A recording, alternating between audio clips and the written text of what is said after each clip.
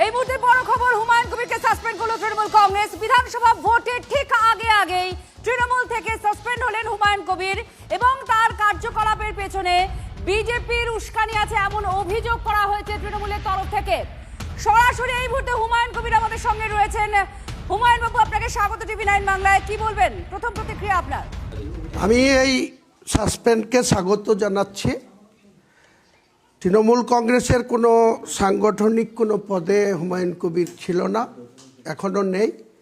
কাজেই তৃণমূল কংগ্রেস থেকে সাসপেন্ড করাটা আমার কাছে কোনো গুরুত্বহীন, এটা আমার কাছে কোনো আকস্মিক কোনো আঘাত আসারও বিষয় নয়।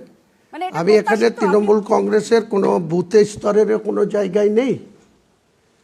হ্যাঁ, এটা কি আপনি প্রত্যাশা করেছিলেন যে আপনাকে দল থেকে সাসপেন্ড করা হবে?